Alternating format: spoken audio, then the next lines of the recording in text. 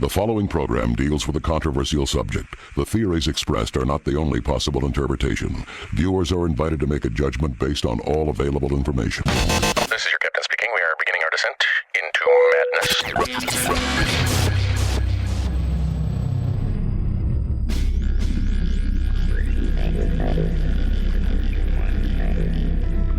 Open your mind.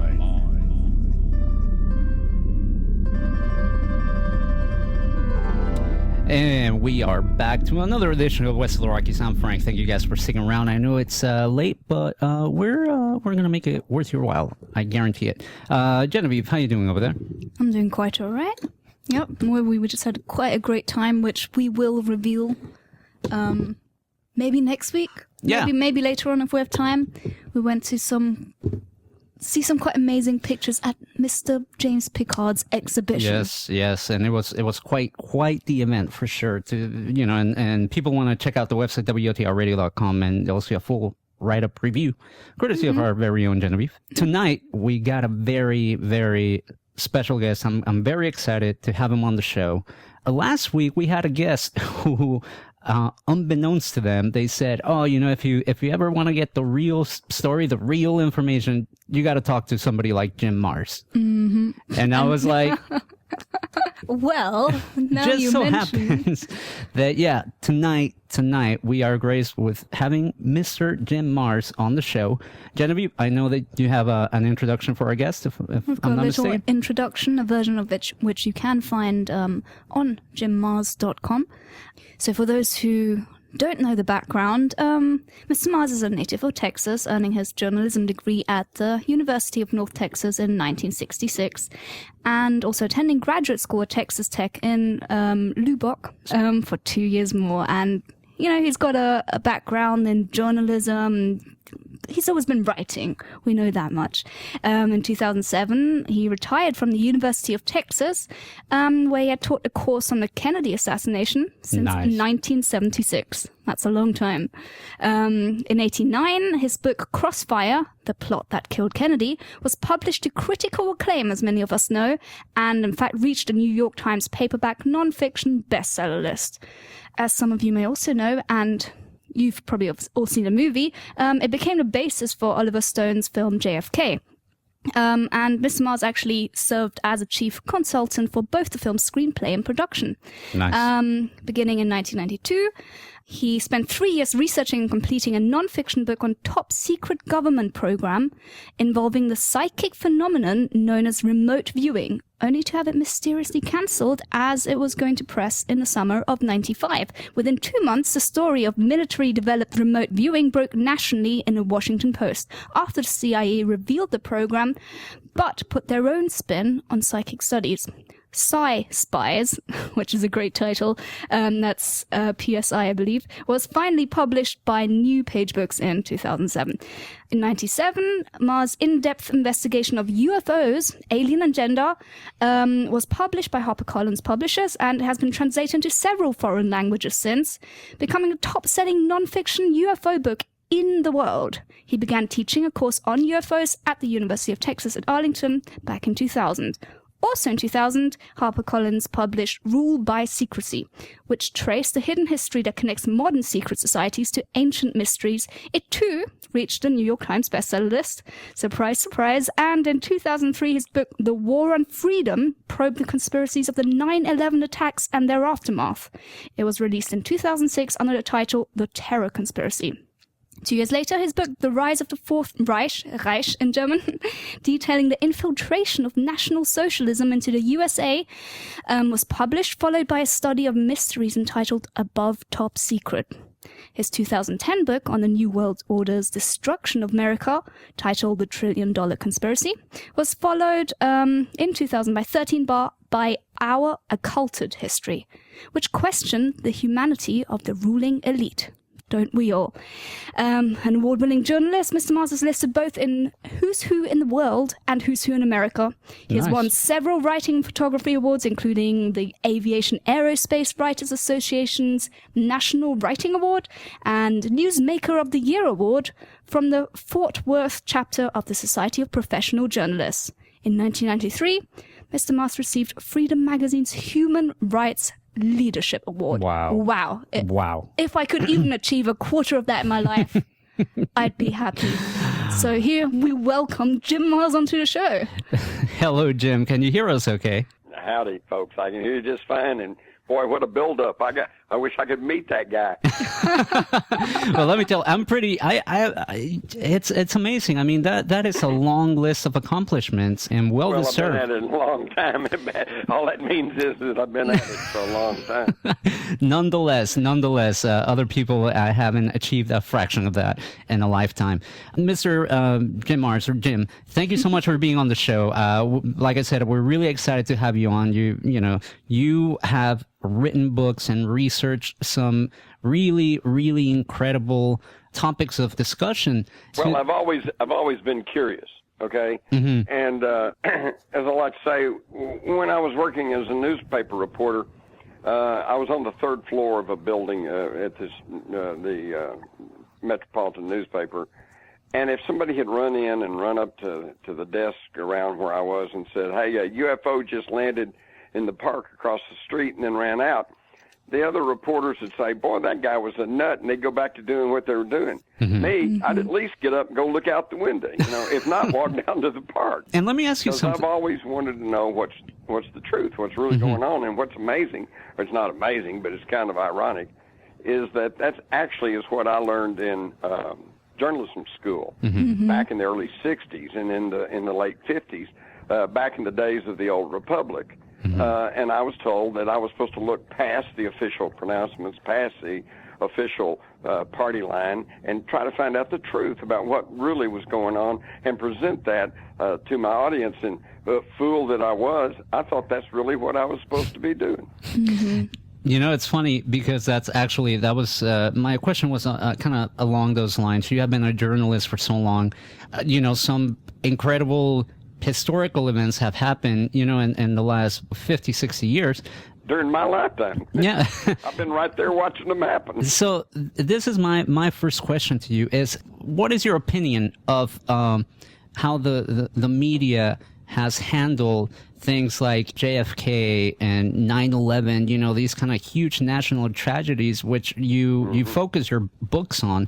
As a journalist, how do you rate the media in these great moments of crisis? Well, to put it bluntly, I'm ashamed of my profession. Wow. Frankly speaking, there is no objective news media in this country today. There are only corporate advertising delivery systems. Right. And if you happen to get a little truth into the mix, just so much the better for you. Sure. Yeah. Today, well, let me put it this way. Everything you see and hear, and I'm not just talking about news programs or newspapers or radio or TV stations. I'm talking about channels. I'm talking about satellite. I'm talking about billboards. I'm talking about magazines, movies, TV shows, networks, book clubs. It's all under the control of 5 multinational corporations that have interlocking ownership and board members, which means only a handful of people control everything that you see and hear. Wow. Except, of course, for folks like you and occasional, loose cannons like me. But let's face it, we're not reaching, you're not Oprah. You're not reaching the masses, Right. And in fact, that's Frank, that's what it comes down to. That's why today you never hear a national politician talk about the republic, because we don't have a republic anymore. Okay. Wow. All they can talk about is democracy. We got to go to the Middle East and bomb those people until they accept democracy. Right. And all right.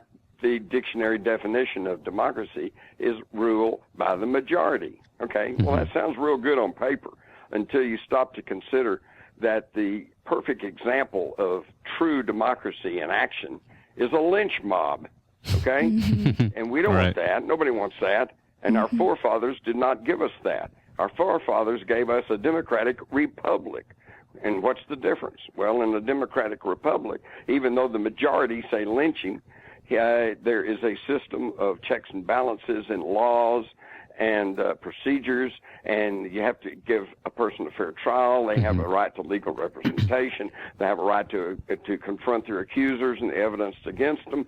And if they are tried by a jury of their peers and found guilty, and maybe they even get an appeal, and if they're found guilty and the appeal fails, then you can lynch them. Okay? Right. That's what we were supposed to have, but we no longer have that. In fact, I barely recognize the country that I grew up in, because today people can be arrested without cause. The habeas corpus out the window if you're declared a potential terrorist.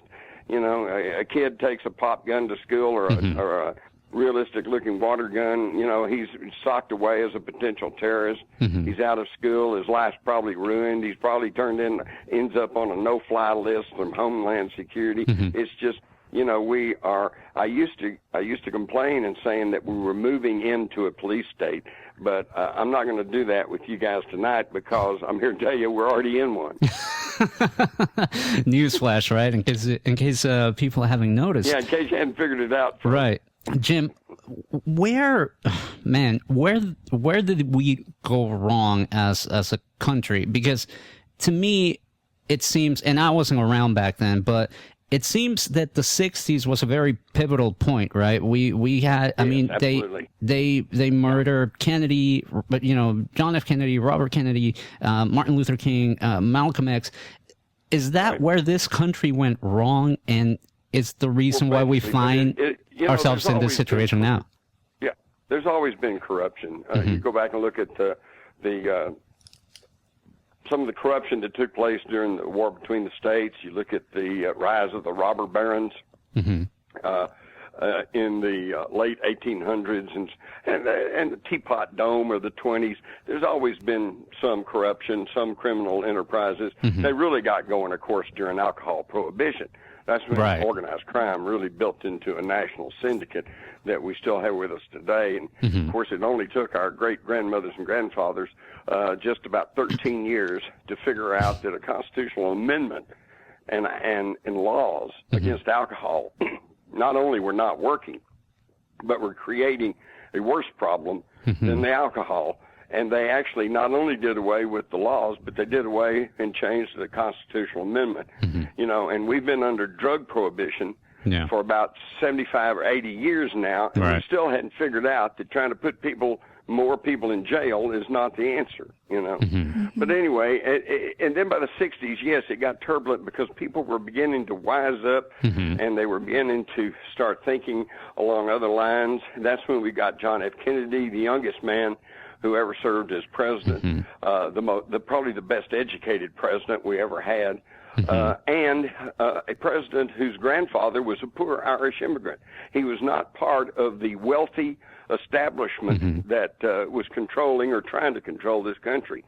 And first you have to understand that as a Texan at the time, I was told that he was a Catholic and he was probably pro-communist, and we didn't like him much down here, although I had nothing personally against him. But I now realize that he was doing things that at least he truly believed was in the best interest of the people of this country. And it got him killed. Yeah. And the reason that someone can murder the President of the United States and 52 years later, nobody has clearly established what exactly happened, should tell any thinking person that this was a coup d'etat. This was a coup that took place in the United States. In fact, John J. McCloy, a very powerful Wall Street attorney and political master who served on the Warren Commission, it's right there in the records. He said the paramount thing is we must show the world that America is not just a banana republic where the government can be changed by conspiracy. Okay, so that's what they set out to do. That was their mission, not to find the truth. But the truth is that we are just another banana republic, and it was changed. Our government was changed by the gunfire in Dealey Plaza in November of 1963. And since then, it's just continued to slide downhill because the people who have so much to gain and the people who want to maintain control are still in control, and a great many other people have just sank into denial and don't want to face the truth of the situation. In 1989, your book came out, Crossfire: The Plot to Kill Kennedy, and like we mentioned during the intro, it was the basis for the Oliver Stone film JFK. Can you take us back? Can you tell me what was Jim Mars doing on that day, November 22nd, 1963? Well, I hate to admit it, because he was shot at 12:30 in the afternoon, right afternoon, 12:30, and I was asleep. Really? I was in the university. I was a sophomore. I was already on a degree plan for journalism. I had already been working I'd been a junior achievement program for Star Telegram for a couple of years, and I was working part-time as a student for the Denton Record Chronicle. So I was already working professionally in news work. And I was on a Friday, and I had a big English test that morning. And so I had, as was my wont, I played around until the night before and then stayed up all night cramming for this test, right? I'm sure that sounds familiar to some of you. And so I came back to my apartment about 11 o'clock the next morning after taking the test, and I just fell in my bed and went to sleep. And about 12:45, it couldn't have been more than 10 or 15 minutes after the actual shooting, my roommate rushed in and said, "Wake up," said, "Somebody shot Kennedy." And I was an old redneck Texan, and I just said, "Well, good." He said, "No, I'm serious." Yeah, no. And I appreciate your candor. I mean, yeah. I'm being honest. I'm just honest about the whole thing. And then he said, "No, I'm serious. It really happened." And I said, "What?" And I jumped up, and we turned on this cruddy little TV we had that was a 50s model. It stood about 4 foot high and had a little screen on it that was probably about 3 or 4 inches. Very similar to those early computer monochrome screens. And we started watching the coverage that was being broadcast from Dallas, because I was at school in Denton, which is just 30 miles north. And I know I'd been watching TV for at least 15 minutes or more. And when they finally came on and they said, "Okay, it's official, the president's dead," well, they made that announcement shortly after 1 p.m. So that means that, I was actually watching what was going on and paying attention from about 10 or 15 minutes after the shooting. Wow. And then I went around, gathered up all the newspapers and special editions, and I knew this was a huge story. It happened right there in my backyard. I already knew I had roommates from Dallas who would take me in there, and we would go clubbing and we'd go run around. I knew how Dallas operated. In fact, I had met Jack Ruby. In fact, I have a picture of me as a college kid dancing on the stage of Jack Ruby's Conley Club, Carousel Club. Wow! Yeah, that was taken a month before anybody knew Jack Ruby's name. So I've been kind of on it from the get-go, and I began to. And then by 1968, I was out of college, and I had done 2 years of graduate work at Lubbock, Texas.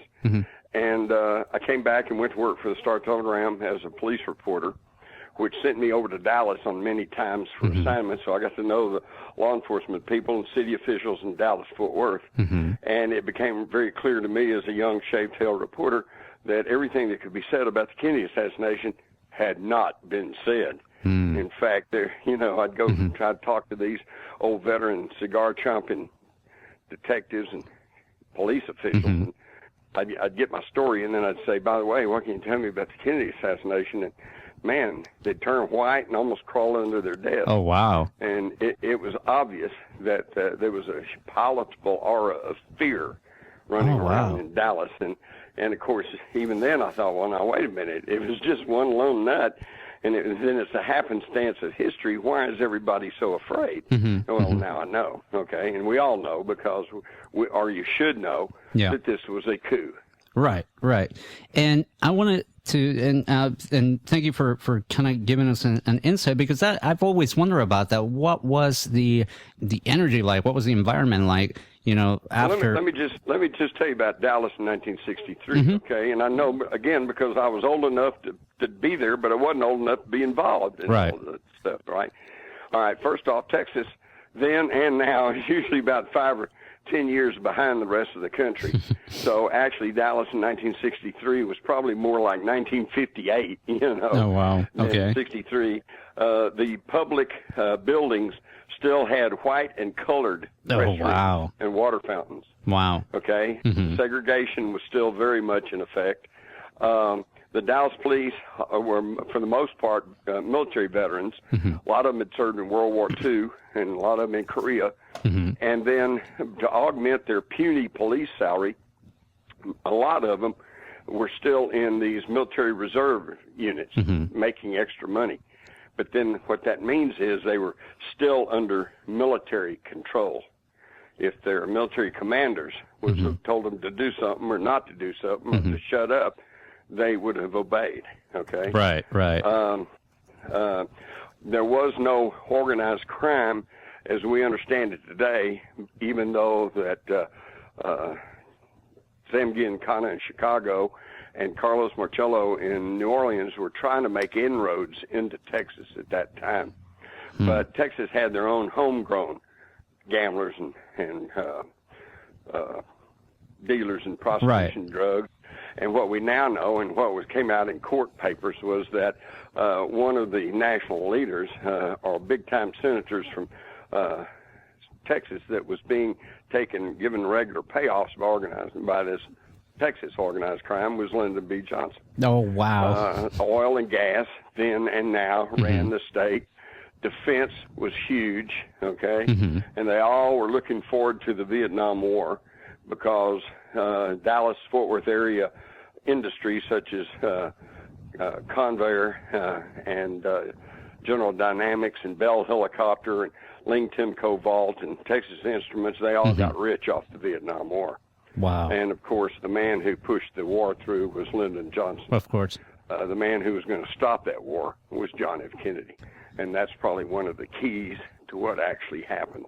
On October the 11th, 1963, Kennedy issued a National Security Action Memorandum in which he said he agreed with the McNamara report that said we could withdraw all our military people from South Vietnam by the end of 1965. And then he added, he said, make no public announcement, but begin the withdrawal of 1,000 military advisors, okay? Right. And then the Monday after the Friday assassination, Lyndon Johnson issued a National Security Action Memorandum, which he said our objectives in Vietnam remain the same, but we are not going to drop military assistance past that of the Diem government, which meant October the 1st, which stopped the pullout order, and then ordered military plans to be drawn up against North Vietnam and Laos, and mentioned plausible deniability. How can we deny that we're really planning to do all this? And here's the real clincher, Frank. This National Security Action Memorandum that was put out by Johnson just 2 days after the assassination, the rough draft was actually written the day before the assassination. Oh, wow. Which means somebody knew Kennedy wasn't going to be there. To Unbelievable. That is really unbelievable. No, it really is. Now, Kennedy, I believe he was our last great president, really. It seemed like... Well, you know, I'm sure he had his problems. No, absolutely. I'm sure there were a lot of people can argue about things he was doing. Apparently, he had a weakness for good-looking women, as most men do. Right. But as far as I know, that hadn't qualified anybody else for much of anything. Except maybe the priesthood. Right. Come think of it, and even stop them. But I know that a lot of people were concerned about Kennedy becoming president because he was a Catholic, and a lot of people were saying, oh, we don't want the Pope, in our business or whatever. And I can guarantee you that's true because I was brought up in a Baptist church, and I can remember the preacher saying that if you vote for Kennedy, the Pope will be running. Wow. But Kennedy, to his credit, pretty well put a stop to that. There was a meeting of national pastors in Houston, and he attended, and he got up and told them, he addressed that very thing, and he said, I like to be devout in my religion, but I'm not going to allow anybody to tell me what to do as president. And it really kind of softened that criticism. Right. I can see that. And there's no evidence that there was anybody other than his own family that had any real control over him. In fact, that was the whole problem right there. Here's another thing, you probably hadn't thought of. The mafia actually helped him get elected thanks to his father, Joe Kennedy, who had been working all the way back in the 30s and 20s as a running alcohol and mixed up with organized crime figures. Okay, so he made a deal. Not John Kennedy, but his father made a deal, and there was some mob influence in Chicago and West Virginia, and yes, even in Texas, that swung the election for John Kennedy in 1960. Wow. It was the closest election ever in American history. Wow. And he just barely got in. And because the favorite was Richard Nixon. Okay? Right. But Kennedy upset him, thanks mostly to this mob involvement. And so what happened was that when he and his brother, Robert Kennedy, as Attorney General, started moving against the mob, that really angered them because, they put him in office pretty much, right? Yeah, well, they helped. From the mob standpoint, if you're a crusader and you're after them, they don't like that, but that's your job, and they understand that's how the game's played. But if you accept their favors and they do things for you, and then you turn on them, well, then that's the double cross. Right. That'll get you killed every time. And but even then, I think that they probably thought, well, it's okay, Joe can control him. But see, what nobody pays attention to is that in the late fall of 1962, his father, Joe Kennedy, had a stroke. And he didn't die. That's why there wasn't any big news coverage about it. But he became a vegetable. He had no, and so they lost control over Kennedy. Oh, wow. I did not know that. Yeah. Oh, so wow. now Kennedy starts passing these laws, closing tax loopholes for the multinational corporations, talking about doing away with the oil depletion allowance, which would undercut the profits of the Texas oil men, and prosecuting organized crime figures. So by the fall of 63, he and his brother Bobby had managed to anger every violent faction in this country. Oh, boy. And they were all connected. I have one question. For you, let me explain this to you. Go ahead. For years, they kept the researchers of the Kennedy assassination off balance because they were all fighting with each other over, was it the mob? Was it the anti-Castro Cubans? Was it the FBI? Was it the military? Was it the CIA? And the answer is yes. Wow. All of those. And where do we find that? In Operation Mongoose, which was the secret war against Castro. And it was headed by General Edward Lansdale, who was known as the Ugly American because, in fact, they made a movie about him because he was so proficient at overthrowing governments all around the world. Oh, wow. And he was in charge of Mongoose out of Miami. And in Mongoose involved assassination teams that included mafia hitmen, CIA agents. Wow. The FBI was involved. The military was involved. Okay? And so there they all are. And they just sent their hit teams to Dallas. I wanted to ask you, is it true that, a lot of people said that Kennedy was soft on communism? Was that... No, he wasn't necessarily soft on communism, but he was working with... Now, this is not largely known, but this is not conspiracy theory. This is documented historical fact. He was working with Nikita Khrushchev to bring peace to the world and end the Cold War. Wow. And see, what a lot of people don't understand is it was only a few months after Kennedy was killed that Khrushchev was kicked out of office and kind of disappeared. Yeah. And the war faction got rid of both of them. Wow. One of the things that I found interesting was that reading a bit about JFK, it seemed like one of his goals was to kind of do away with the CIA to some extent. Oh, that's true. What was the purpose? What was his reasoning? After the Bay of Pigs, when he realized that the CIA had mounted a whole military operation involving the invasion of another sovereign country, he realized how out of control it had become. And he was quoted in the New York Times as saying he was going to splinter the CIA into 1,000 pieces and cast it to the wind. But of course, he didn't have the political clout to do that in 1963. And in 64, that would have been a real issue in the 64 election. So he apparently was planning to do that after he won re-election in 1964, but of course that never happened. Right. My next question has to do with Fidel Castro. I mean, it was no secret that there was no love for Fidel in the 60s and really for the subsequent decades.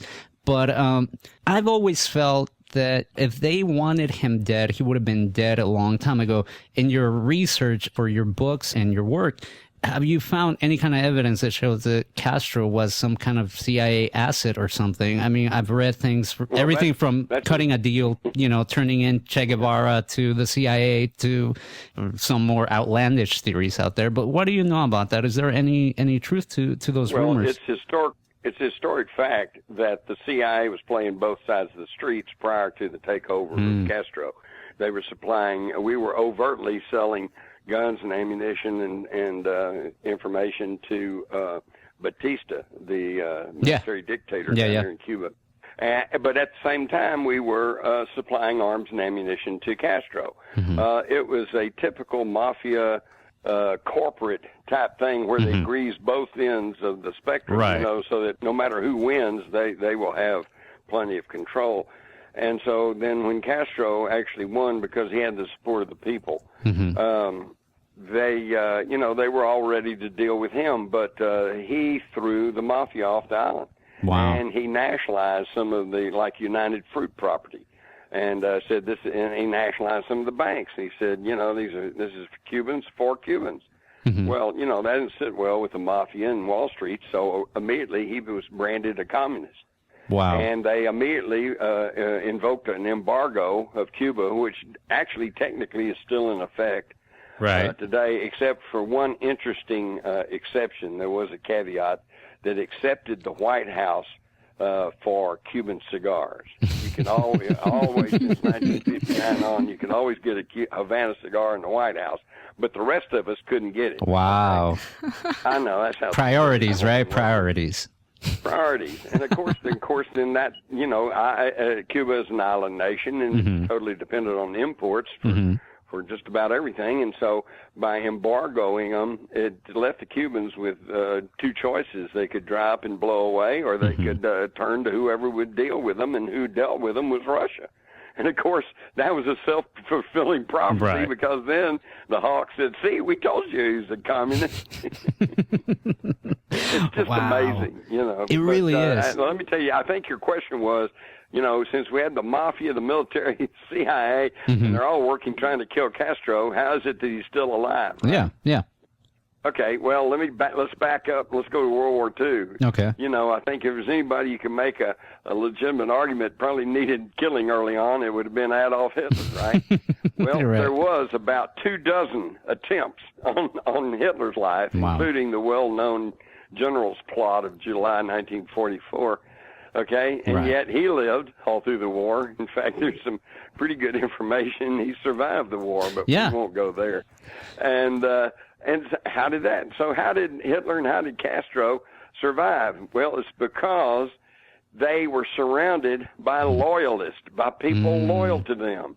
And it was difficult or impossible, actually, to get to them to try to kill them. All right. Now, that should tell you something about the Kennedy assassination. As you probably well know, his Secret Service agents were drinking heavily at the Cellar Club in Fort Worth until 5 o'clock in the morning of his assassination. When the shooting started, they were just kind of looking around like, what was that? They did not respond. They made a 120-degree turn without any security forces at that turn, which is a violation of Secret Service regulations. Drinking while on a tour was against Secret Service regulations. Right. I mean, there were people standing on the triple underpass, which was against Secret Service regulations. In Dallas, his Secret Service agents who normally rode on the rear of his car were ordered off. So in other words, the normal security for Kennedy was pulled away at the last minute. That should tell you something. And, man, I'm going to pace myself here because obviously this just conjures up so many questions. But first, you only have yourself to blame. You asked me. I know, right? But you asked me, I'll tell you. But let me ask you this. It seems like our government, and it's unfortunate to say, it seems like they do that a lot, play both sides. We saw it with Castro. We saw it in the Iran-Contra scandal. Most recently, Operation Gunrunner, I believe, or Fast and the Furious, with the drug cartels and shipping guns and trying to track them down. Why are we still doing this when it seems like it really is not a very effective tactic? Well, because we're not a democratic republic anymore. We're an empire, and the imperial leaders feel like they can do whatever they want to do. Let's look at our latest two enemies. First, Al-Qaeda, right, and second, now ISIS. They're both creations of our government, okay? And that's not a conspiracy theory. That's just conspiracy fact. September the 13th, 2013. Go look it up. President Obama said he's going to suspend the law that says we cannot sell arms to known terrorist groups because he wanted to arm the Syrian rebels. He said so. Well, we did, and they immediately became ISIS and started beheading everybody and taking over Iraq and Syria and everywhere else they get hold of. The fact is we have the best enemies that money can buy. I love that. We have the best enemies that money can buy. True. Al-Qaeda started off as the Muslim Brotherhood. Yeah. And that was during the 1930s and 40s was a Nazi-run organization. Oh, wow. All right. And then after the war, the British picked them up and took them prisoner and took control over them. And then when they got pushed out of the Middle East, when Egypt's Nasser sank ships in the Suez Canal back in the early 50s, then they passed the Muslim Brotherhood on to the CIA. CIA then in the 80s, when the Soviets invaded Afghanistan, they wanted to send the Muslim Brotherhood in to act as our proxies and fight the Soviet invasion, but they didn't want to risk World War III, so they didn't want to be able to trace back to the United States, so they sent the Muslim Brotherhood in, but they didn't want to call them the Muslim Brotherhood because everybody knew we controlled the Muslim Brotherhood, so they changed the name to Al-Qaeda. Okay, and so, in fact, Osama bin Laden, under the name Tim Osman, came to this country in the early 80s, and we briefed him and gave him money and training and arms and sent him back to head up Al-Qaeda and fight the Soviets in Afghanistan. And that, again, is not conspiracy theory. That's conspiracy fact. I even have interviewed an FBI agent who was present at that meeting. It is unbelievable. I'm a bit speechless because it's hard to believe that this is what goes on behind the scenes that people are just not aware of. And well, it's especially hard to believe when you, and it's not just you, it's everybody, me too, everybody is in the thrall of the electronic matrix. Okay, we watch TV. And TV's under total control. And if you watch TV and read the local newspaper and listen to the local radio stations that are probably all part of the same 5 corporations, then you have a view of the world that is not necessarily based on the truth. And when you hear the truth, it's easy to blow it off as conspiracy theory because it's not what you hear in the corporate control mass media. But that doesn't mean it's not true. So the phrase history is written by the victors comes to mind, when we talk about this kind of things. Real quick, I'm going to backtrack because I was reading that you were teaching a course on the Kennedy assassination since 1976 at the University of Texas at Arlington. How do you go about teaching about the assassination of one of our presidents? What was some of the things that you cover, and how did you feel the students were receptive to the information? Okay. Well, it's real simple. First off, I can prove this because I was writing for the Star-Telegram at the time, and I have a front page story that ran when they first announced, this was 1975, I believe, and they announced that they were going to convene a new assassination committee in Congress to study the assassinations, which turned into the House Select Committee on Assassination. And I wrote a whole front page story that kicked over to a full page of information, and the lead said if they'll do their homework, they'll find this information which will show that there was a coup d'etat in 1963. And they actually ran it in the paper because It was the same information that I've just been telling you. And it was backed up, it was supported, documented, it wasn't theory, it wasn't just somebody saying something, it was the facts. The problem with the Kennedy assassination is, with the exception maybe of Oliver Stone's movie, and even then it was a movie, so, it's easy to say, well, it's just a movie, right, and blow it off. In fact, Oliver Stone, one of the first things he ever said to me was, I want you to understand, I'm making a movie, I'm not making a documentary, okay? So that was easy enough to discard, but with the exception of the Oliver Stone movie and some odd articles here and there and a wealth of information you find on the internet, the major media, corporate media in this country still has not outlined the pertinent facts of the Kennedy assassination. The fact that the Secret Service fell down on the job, that they violated their own regulations in and out, that there were multiple shooters, that there was a cover-up, that witnesses were intimidated, evidence was fabricated, evidence was hidden away, destroyed, and all of this is provable. But the mass media, for whatever reason, will not deal with it. Wow. And I guess it's basically what it comes down to. It's the story of the emperor having no clothes on. Nobody wants to be the one to stand up and say he doesn't have any clothes on. Wow. But I'm a little boy. I'll tell you, hey, the emperor hadn't got any clothes on. Now, Jim, obviously, like as we mentioned earlier, you were a chief consultant to Oliver Stone during the filming of JFK. How do you think his film stands up? Well, let me back up and tell you the experience I had with his film. What's the name of it? Platoon. Oh, yeah. Which was about a platoon of U.S. infantrymen in Vietnam. Yeah. Okay, when Platoon came out, I went to see it with a good buddy of mine who just happened to be a Marine combat veteran of Vietnam. And as we came out of the movie, I said, okay, Larry, what do you think?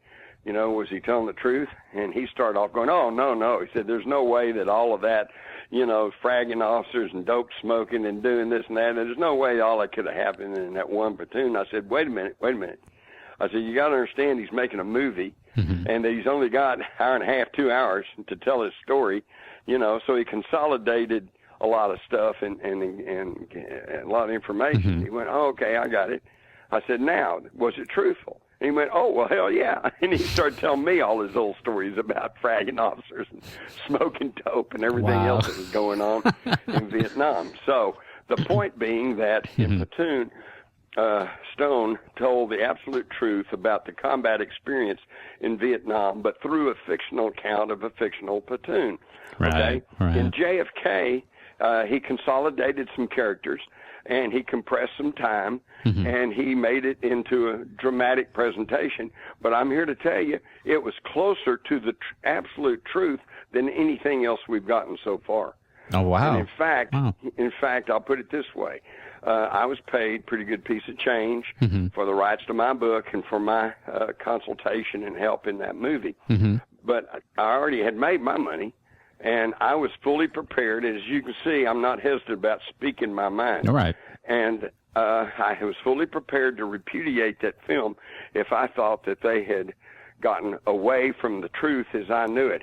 But here's what's interesting. They didn't just take my book or Jim Garrison's book and run with it. They had their own investigative staff headed by a very brilliant lady named Jane Rusconi, and they backtracked on my book. They also talked to some of the same witnesses I'd talked to. Oh, wow. They looked at the same documents I'd looked at, and they looked at the evidence I'd looked at, and they came to the same conclusion.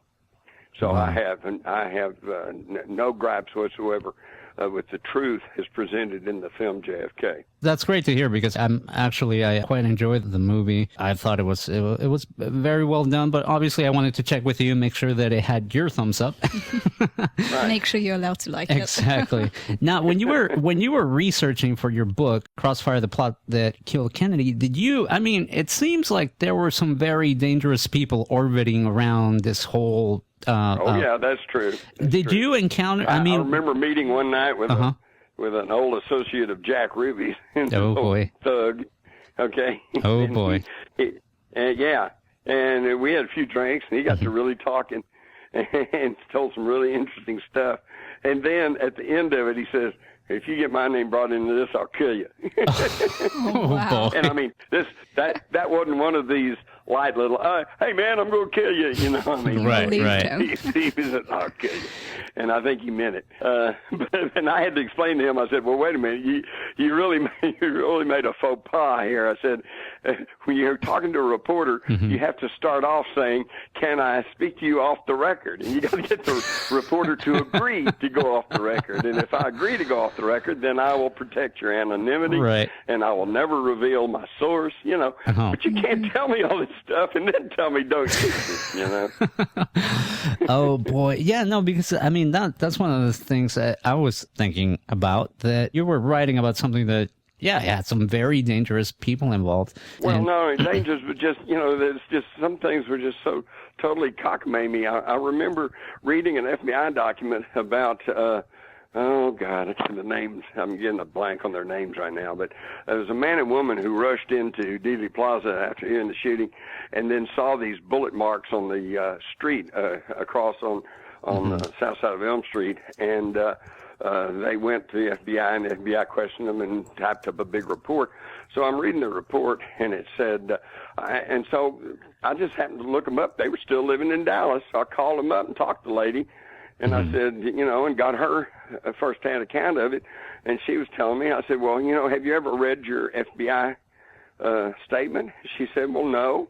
So I figured the FBI, what are they going to do, lie? You know? I said, well, I don't know. I said, let me read it to you. And I read it to her, and everything was fine until we got to the point to where both she and her husband said that these bullet marks in the grass lined up with the grassy knoll. And the report said that and they lined up with the Scoop Book Depository. And when I read that, she said, wait a minute, that's not what I told them.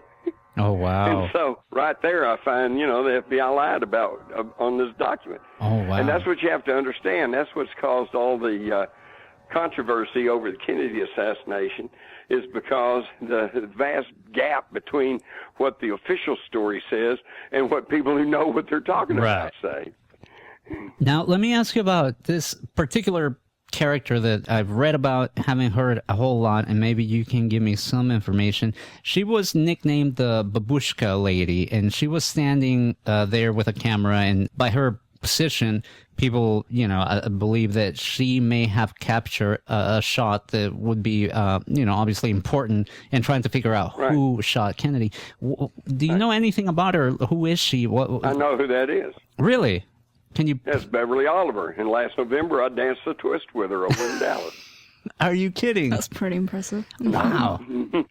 And there are those who would question and whether she's truly the first off, for your listeners who may not even know what we're talking about, in the films and photographs of the Kennedy assassination, there was a woman in a kind of a green overcoat with a kerchief on her head, standing there filming the motorcade from the south side of Elm Street, which would make her film very, very important because it would show both the depository and the infamous grassy knoll in the background at the time of the shooting.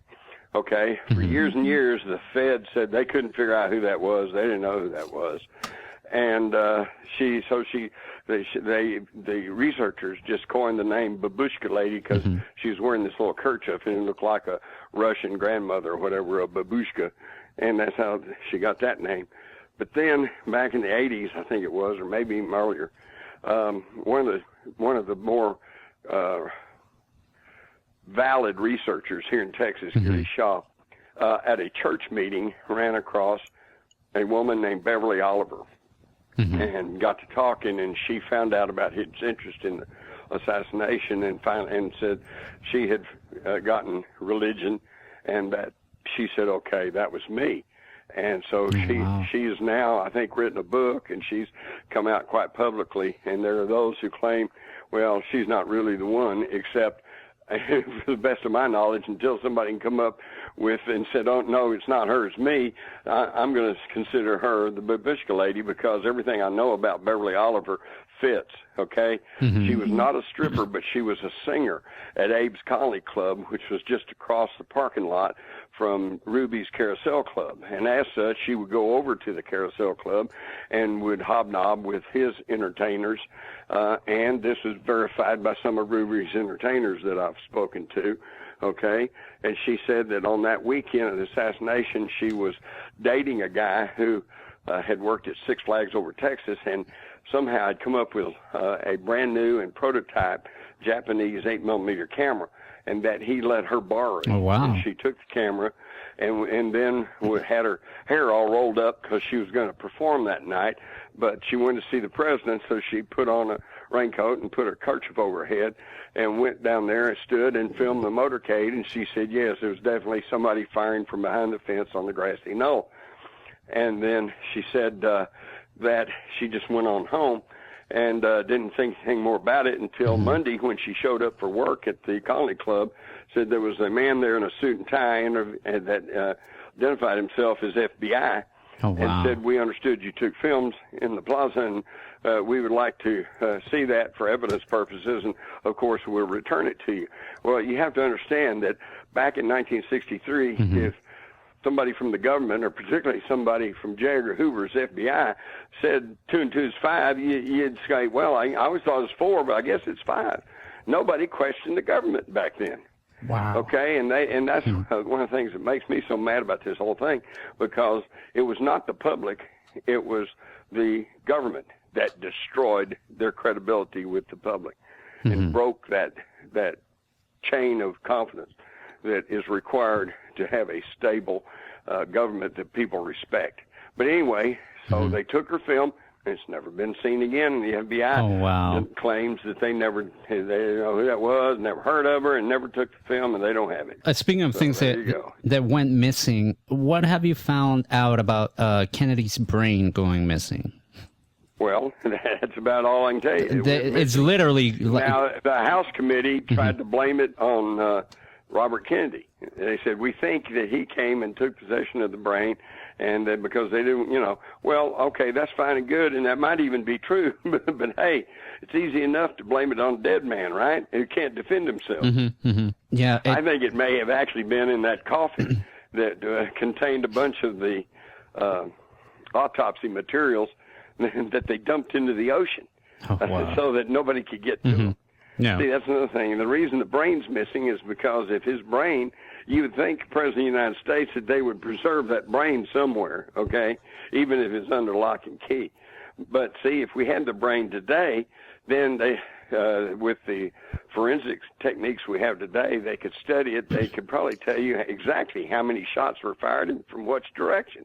That might upset the official lone nut story. Jim, there is a very famous speech that people can easily find online from Kennedy, and it's not, the we're going to the moon one, but it's the one where he says, and I quote... about secret societies? Yeah, correct. For we are opposed around the world by a monolithic and ruthless conspiracy that relies on covert means for expanding its sphere of influence, on infiltration instead of invasion, on subversion instead of elections, on intimidation instead of free choice, on guerrillas by night instead of armies by day. And a lot of people say that he was aware that there was a plot against him, and this was his way of saying that he knew that there was a conspiracy, that the powers that be were going to, try to do something to him. Is that what this speech was about, or was this speech something else that just happens to apply? Here we are, 50, almost 60 years later.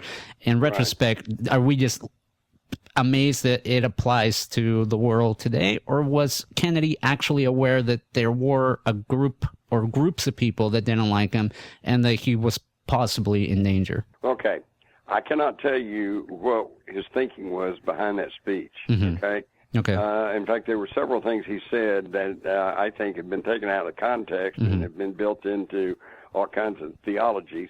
But I can tell you for absolute certain that, yes, he was aware of the dangers that lay in his path. If, for example, one of his the movies that he really got behind was 7 Days in May, which was the old, who was that, Kirk Douglas, I believe, and about a military overthrow of the government in the United States.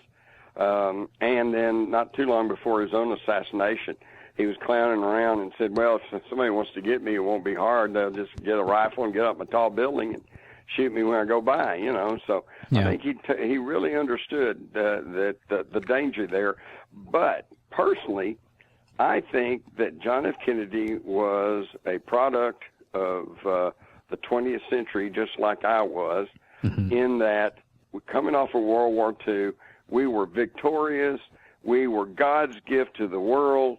America was the shining example of freedom and liberty to the whole world. And even though Kennedy was so well educated and so well connected and knew much more than the average person about the mafia and the CIA and all this stuff that was going on, I think even he, having been a veteran of World War II, still believed in the intrinsic worth and validity of the United States of America. And I don't think he really he knew the dangers, but I don't think he truly knew the extent of that danger. Wow. But see, ever since his death, and then particularly after his brother Robert and Martin Luther King were all assassinated, then the mask of banality began to slip off the face of the United States, and we began to see the powers that were truly in control. Wow.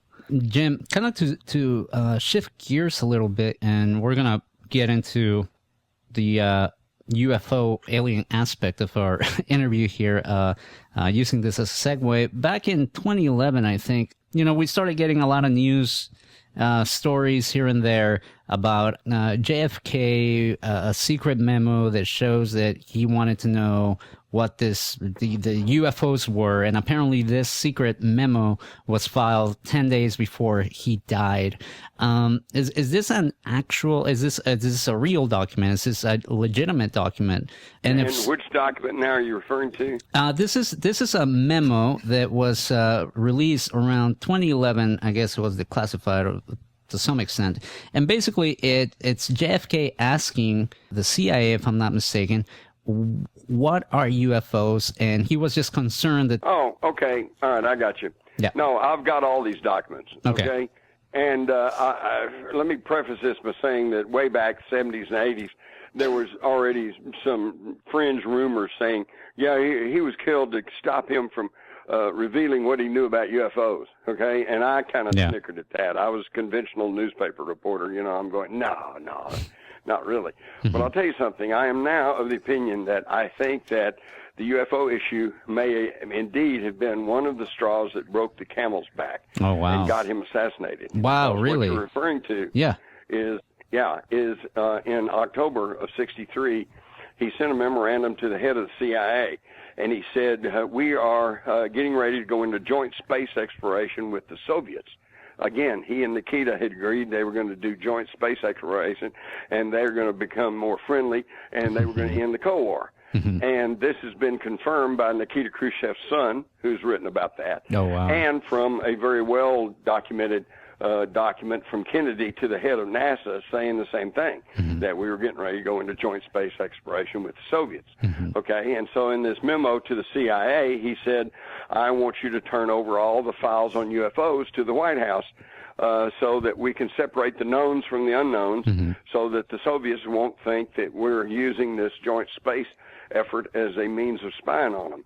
Okay, and he said, I want all that on my desk no later than February the 1st, 1964. All right, so there you go. Wow. Now, everybody knows that if the CIA had truly come out with all of the information that they truly knew about UFOs and turned it over to the White House, the White House leaks like a sieve, and it would be tantamount to making it public. Okay? Now, is there any other evidence that Kennedy knew something about this? And yes, if you read my book, Alien Agenda, I interviewed a fellow by the name of Bill, it slips my mind, Bill Hamilton, Bill Holden, who was the loadmaster for Air Force One. And in the summer of 1963, they were in Europe. That's when Kennedy made his famous Ich bin ein Berliner speech. And Holden told me that at that time there was a little bit of a flap going on in the European media about a UFO incident. And he said Kennedy was actually pretty approachable, and that he, on board Air Force One, he went up to him and said, Mr. President, he said, what do you think about the UFOs? And he said, Kennedy turned to him and quite seriously said, and take note of this because I think this says volumes. Mm-hmm. He said, I would like to tell the public about the alien situation, but my hands are tied. Oh, wow. Oh, wow. So Kennedy knew things. Wow. Okay, and I could get into much more than that too, because there is a document called the Interplanetary Phenomenon Unit Report of 1947 that details the two landing zones during the Roswell incident, and apparently is quite truthful in its information. And after checking, we found out that yes, indeed, implausible as it sounds, there was a hidden military unit called the Interplanetary Phenomenon Unit. Mm-hmm. And in this report, towards the end of it, it states that one of the few members of Congress in 1947 who knew the truth about Roswell was Representative John F. Kennedy of Massachusetts, who had been with Naval Intelligence, which is true. A lot of people don't know that. All they know is he was, skipper of the PT-109. But before that, he was in Naval Intelligence, and that he had a source within the Secretary of the Air Force's office.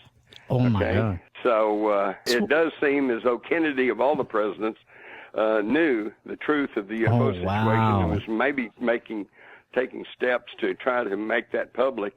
And that, I don't think that was the reason they killed him, but I think it was one of them. Right. So basically, from what I'm hearing about these documents, so was Roswell a UFO crash, or was it a UFO landing? Well, it was a crash. Okay. But the thing is, number one, there had been UFO reports all over New Mexico that whole week. And also they were testing out some new type of radar right there near Roswell Army Airfield. And the best evidence seems to suggest that there was a violent thunderstorm going on at the time.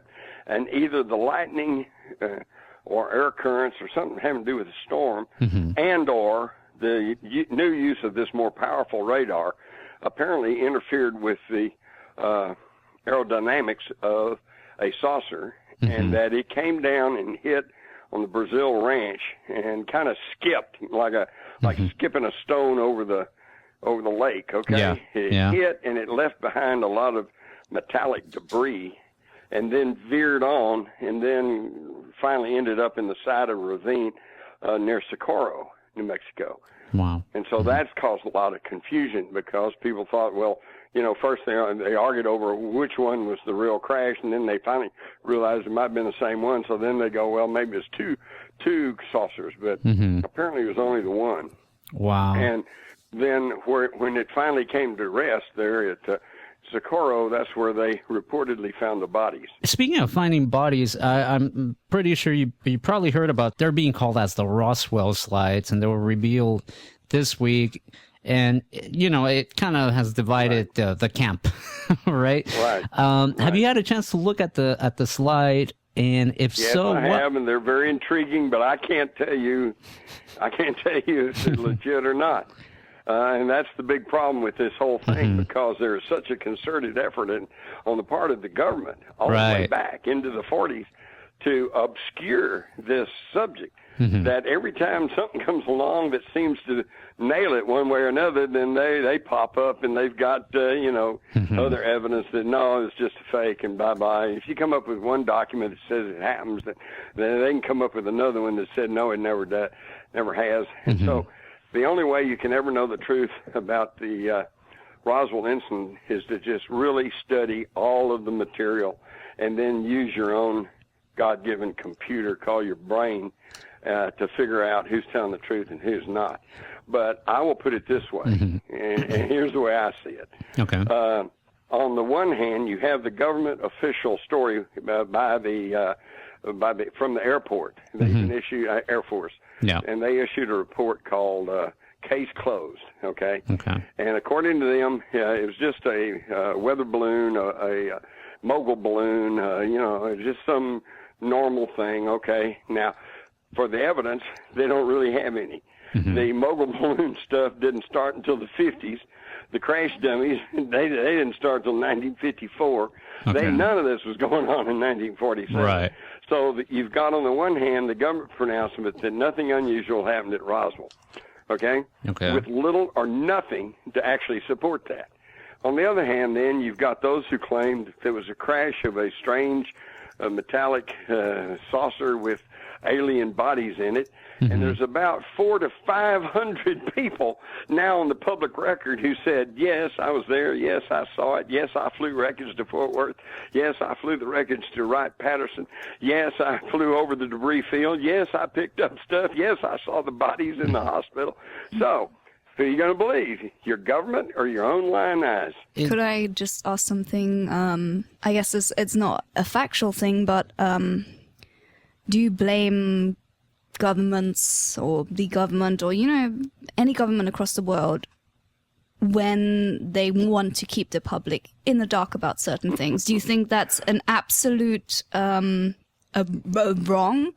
Or do you think that, maybe the public can't take in certain things, at least not maybe in certain eras?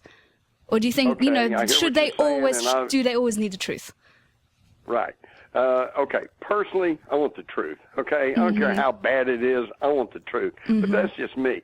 But then I've also considered what you're saying, and it is true, and I can certainly understand what goes on here.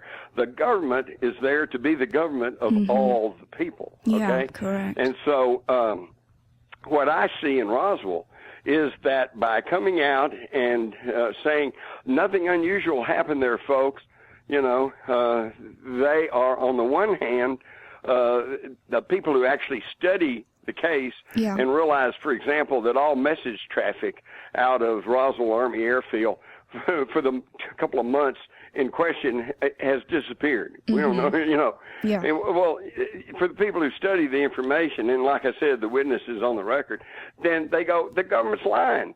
Okay? And then they go, wow, if the government's lying, that means they're covering it up. If they're covering it up, that means that it's the truth. So in a backwards way, they are confirming the truth to the people who really study it. But then for the people who don't want to know, they can sleep peaceably at night by saying, well, the government said there wasn't anything to it. So they've achieved two different kind of things. Accommodating both sides. Yeah, no, that's a really interesting point. I've never looked at it that way.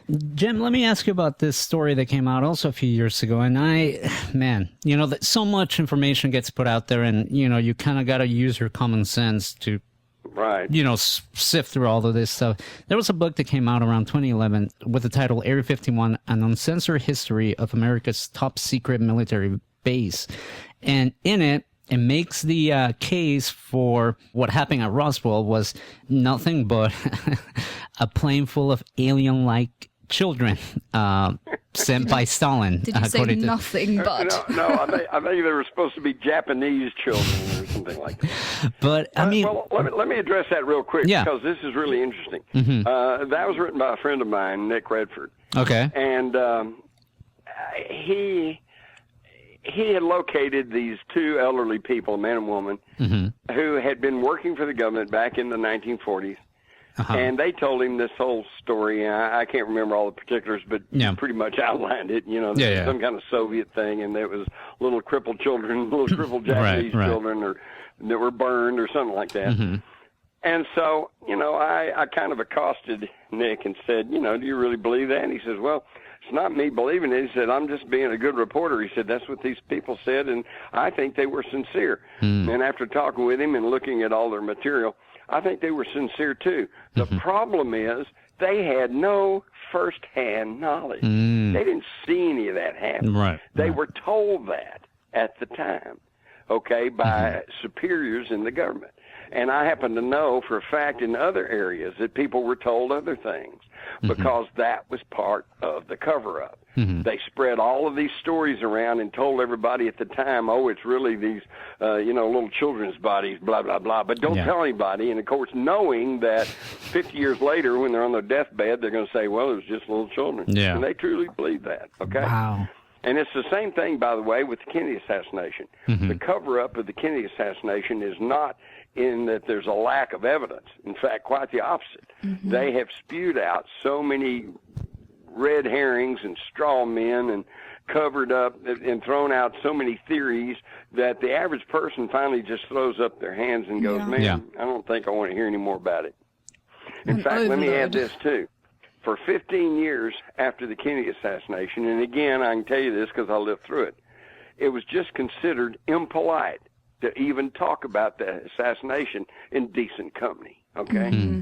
So there was just kind of this code of silence for about 15 years until the House committee came along and they finally concluded there was a conspiracy. And, of course, from then on, it's just been one revelation after another. Mm-hmm. And the reason I mention that is because we're going through the same period right now with the attacks of 9/11. You're just really not supposed to talk about it. And if you do, then, you know, you're probably just a conspiracy theorist and maybe even unpatriotic. Yeah. But I want to tell you guys that as the years roll on and as more and more people become more and more aware of the factual information that is available about 9/11 and it being an inside job, that it's gonna more and more come out, and you'll see more and more books, and eventually there'll be movies, and by, I don't know, 2050 or something, assuming we're all still here, everybody will go, oh, yeah, 9/11, that was an inside job. Right. Just like today, they go, oh, yeah, Kennedy assassination, yeah, it was a conspiracy. Well, we're not exactly sure whose it was, but it was a conspiracy. I mean, the polls show 85, 90% of the people believe that now.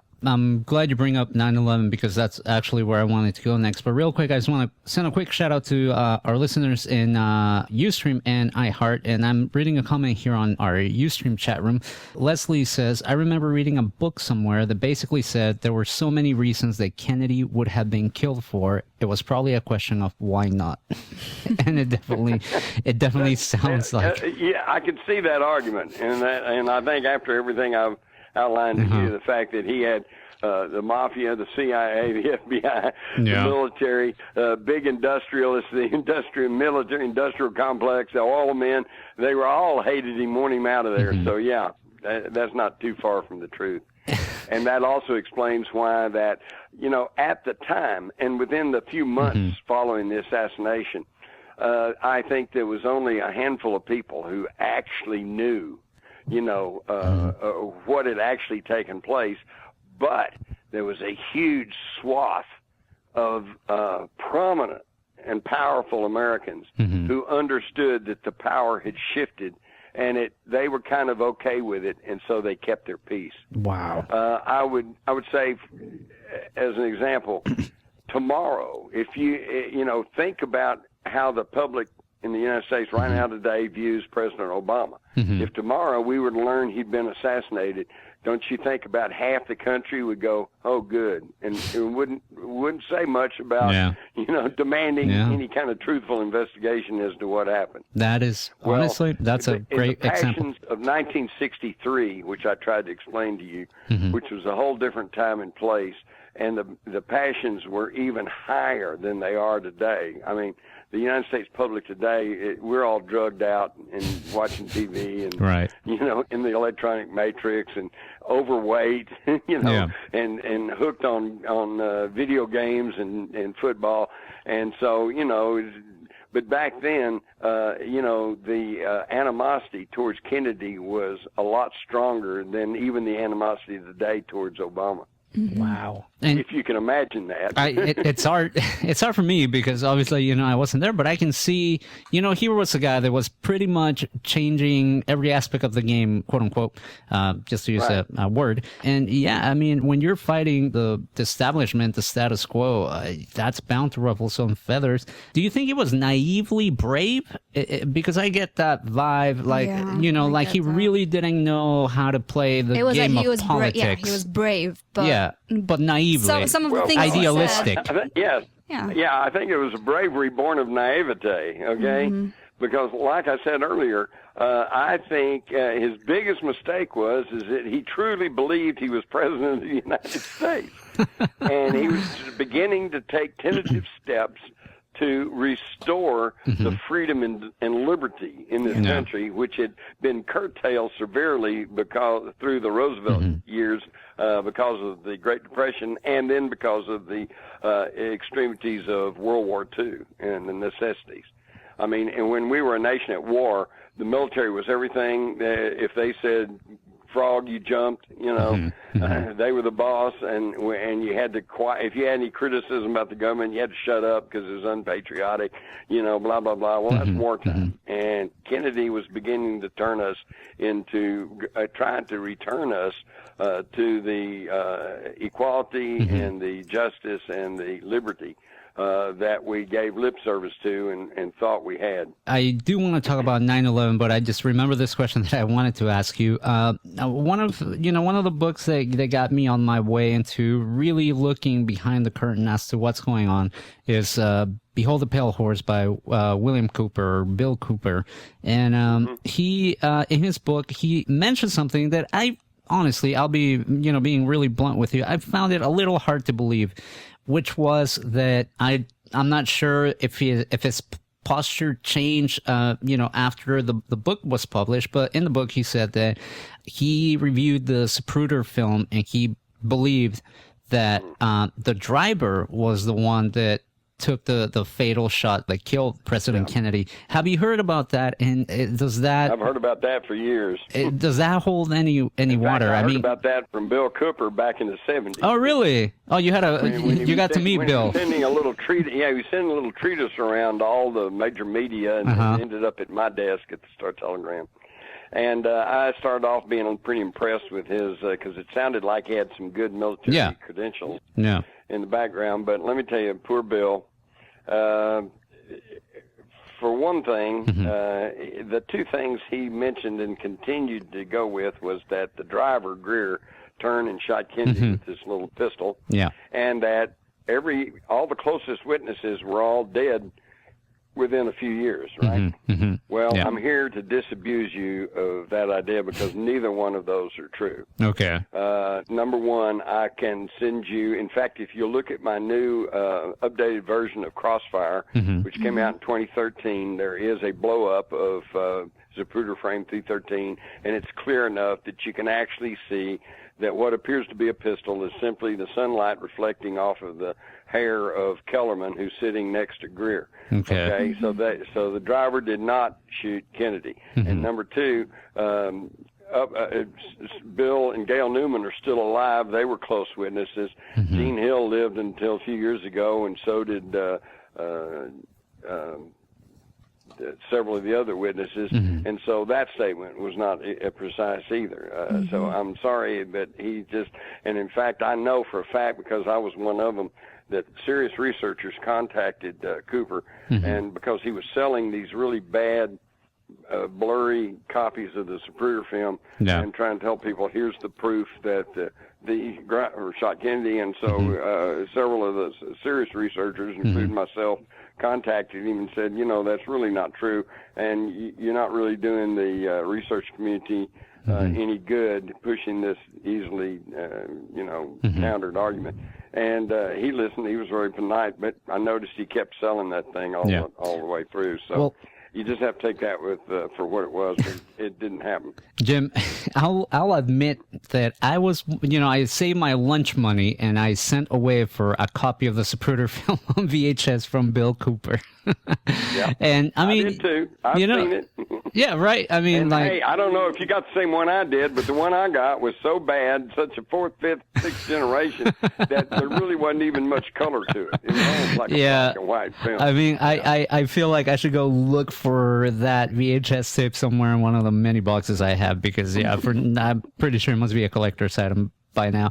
But I mean, go look in my new edition of Crossfire in the picture section. You'll find a blow up of the frame, and you can see for yourself what actually was there. Because I mean, like I said, I remember reading that, and I was younger back then, and but it's something I was, his book was great. There was a lot of very important information, but that little tidbit kind of, I was like, I don't know about that, Bill, but Well, yeah, that was me too, because I was kind of with him there until I started reading what he was saying about the assassination. Right. Having been there and done that, I knew that wasn't correct. So then I had to take everything he said with a grain of salt. And let me close out this Bill Cooper conversation asking you this: do you think that he was indeed assassinated or was it just an unfortunate when that encounter? came down, the day that happened, you know, that was my immediate thought. You know, they got rid of Bill. Yeah. But I want to tell you something. To the best of my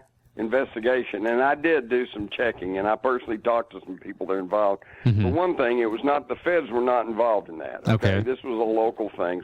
There had been some suits going on, a civil suit. They went out to serve some papers on him. And he turned and tried to run away from him, and then turned and fired at him with a pistol. Well, you know, anytime you shoot at the police, you know, that's a declaration of suicide, right? Pretty much, yeah. Okay, and so, you know, they all unloaded on him. And it was very tragic. It probably never should have happened. And, in fact, I think if he hadn't been as paranoid as he was, it might not have happened. I mean, if he hadn't shot at the cops, they wouldn't have shot him, all right? Yeah. And it's true. And so I can't say anything with certainty. You never know. These things could be set up, and you never know. Right. There's been some really things going on here recently. You know, the Michael Hastings crash, the crash that Jeff Rentz just got through going through, and another fella, another radio host. You know, so yeah, you know, these things happen, and it's not beyond the realm of possibility. But at this point, I consider his death. Well, I started saying natural, but it wasn't exactly natural. But, but you hear what I'm saying. I don't think it was nefarious. Yeah, no, I understand. Just to butt in quickly again, here's another question from the chat room. Professor Madness asks if you ever have, or if you have plans for making a documentary, you know, what with your wealth of knowledge. Well, as a matter of fact, I've already got one out there. It's called Crossfire. I think you can order it off of Amazon. I was told it's going to be available in Walmarts, but I don't know. I haven't seen it there, so I don't really know. But it's called Crossfire, and it presents a lot of the information that I have talked about on the program tonight. Okay. You can go up on YouTube, as I understand it, because I don't go looking for my talks much, because since I made the talk, I know what I said, you know, but I understand I'm all over YouTube, so you can probably find a talk of mine somewhere that would give you all of the details. And again, if you'll read my book, Crossfire, you not only will get all of the details and all of the information you need, but you'll also get the sources and the index so you can move around in it.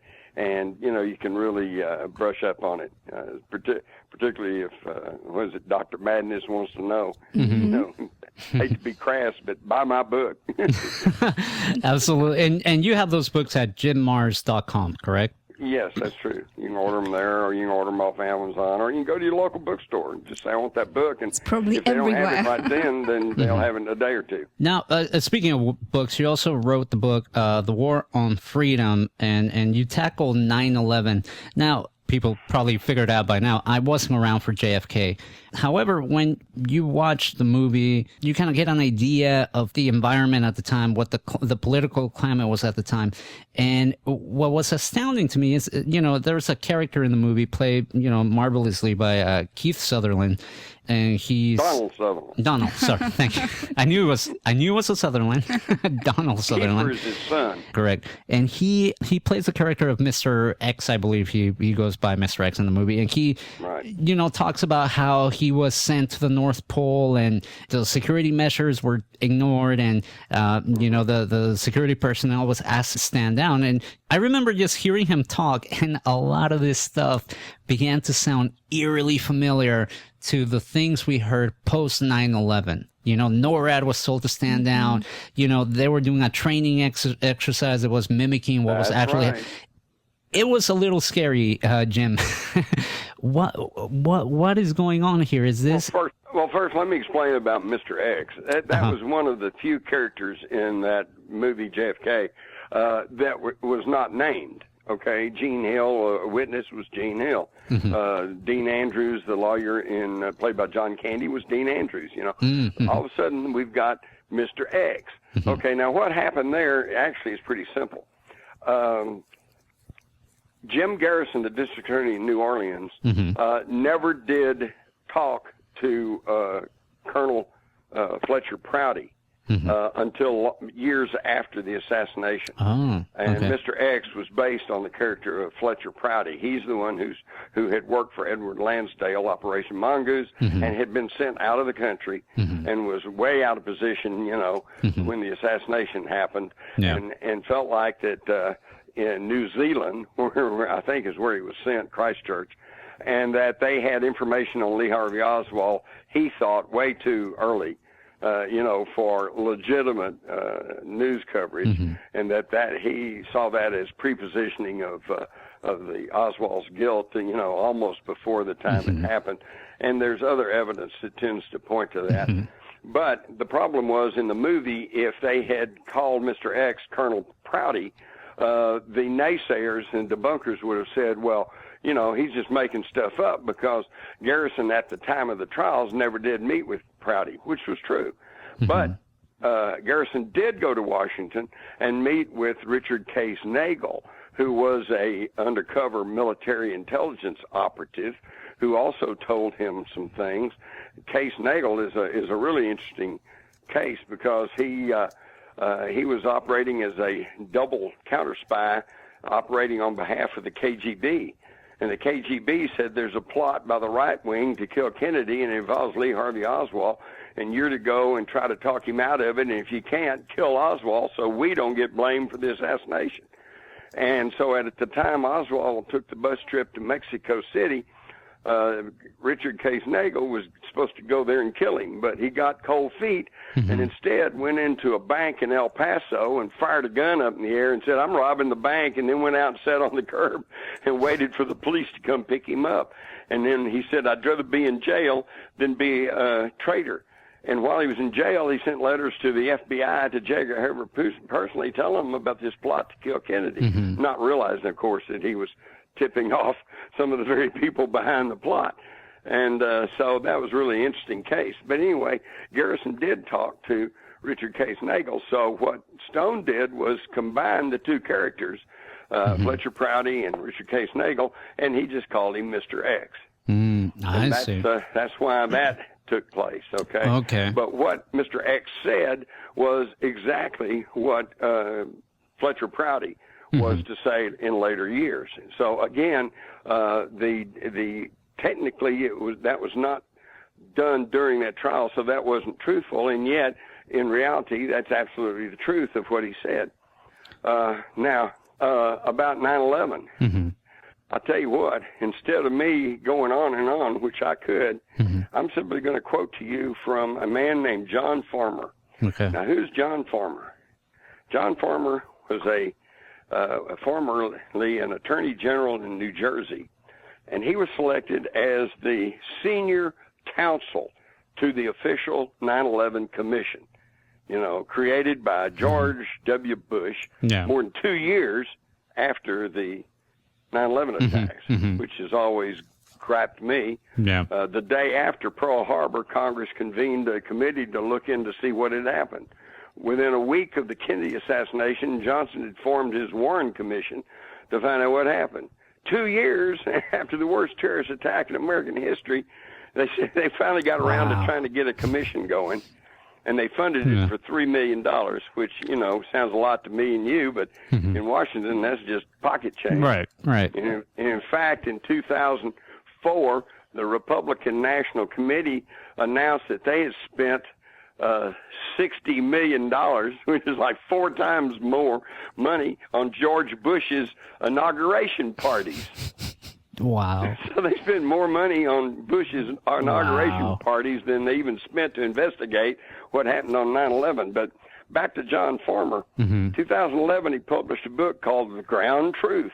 And in there, on page 2, he states, in the course of our investigation into the national response to the attacks, the 9/11 Commission staff discovered that the official version of what had occurred that morning, that is, what government and military officials had told Congress, the Commission, the media, and the public about who knew what and when, was almost entirely and inexplicably untrue. Wow. The next page, he goes on to make it clear.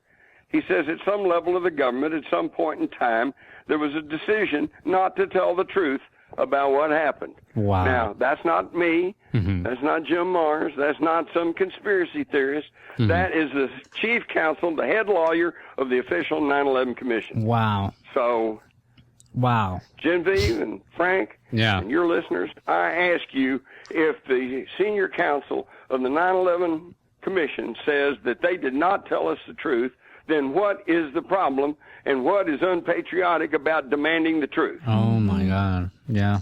Jim. Now, what do you know about 9/11? Oh, well, we know that these 19 Muslim hijackers hijacked those 4 airliners, flew 2 of them into the World Trade Center, flew 1 of them into the Pentagon, and crashed in New Jersey, with using box cutters, right? Yeah. I mean, we all know that. How do we know that? Well, because the media told us that. How's the media know that? Well, the government told them that. How's the government know that? Well, what it really kind of comes back to is Barbara Olson, who was a CNN commentator, who was on one of the airplanes. I think it was the one that supposedly hit the Pentagon. And according to the story, she used her cell phone to call her husband, Ted Olson, who just, by some weird chance, happened to be appointed by President George W. Bush as a Solicitor General of the United States. Okay, so he's a federal employee. And he said he got several calls from Barbara who said they've herded the crew and passengers to the rear of the plane, and they're using little box knives, which came to be called box cutters. And they've taken control of the airplane. Okay.